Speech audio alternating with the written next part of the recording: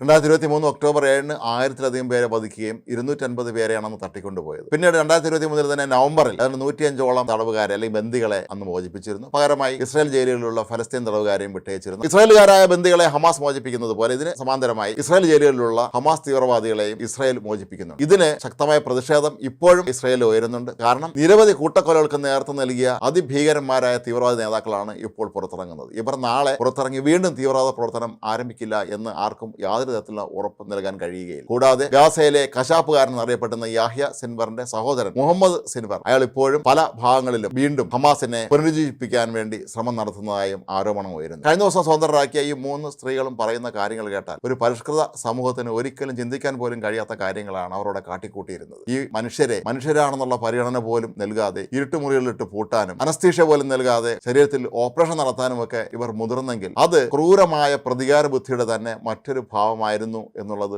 100% ഉറപ്പാണ്. ഇസ്രായേലുകാരെ ഞങ്ങളൊരു പാഠം പഠിപ്പിക്കും എന്നതിന്റെ ഏറ്റവും വലിയ ഉദാഹരണങ്ങൾ ഒന്ന് തന്നെയായിരുന്നു ഇത്തരത്തിലുള്ള ക്രൂരമായ പീഡനങ്ങൾ ഇവിടെ അരങ്ങേറിയത്. കഴിഞ്ഞ ദിവസം ഈ 3 പേരും പറയുന്നത് തങ്ങളെ മോചിപ്പിക്കാൻ കൊണ്ടുവരുന്ന വേളയിൽ പോലും തങ്ങളെ ഇവർ കൊല്ലുമോ എന്ന് സംശയിച്ചിരുന്നു എന്നാണ്. കാരണം പല ഭാഗങ്ങളിലും ആയുധമേന്തിയ തോക്കുകളുമായി ഹമാസ് തീവ്രവാദികൾ വലിയ മുദ്രാവാക്യ വിളികളുമായി ഇവർക്ക് അകമ്പടി സേവിച്ചിരുന്നു. വഴിയിലെങ്ങാനും വെച്ച് തങ്ങളെ കൊല്ലുമോ എന്ന സംശയം പോലും തങ്ങൾക്കുണ്ടായിരുന്നുവെന്നും അങ്ങനെ ഏതോ ഭാഗ്യം കൊണ്ടാണ് രക്ഷപ്പെട്ട് പുറം ലോകത്തേക്ക് അല്ലെങ്കിൽ ഇസ്രായേലിലേക്ക് എത്തിച്ചേർന്നത് എന്നുമാണ് ഇവർ പറയുന്നത്.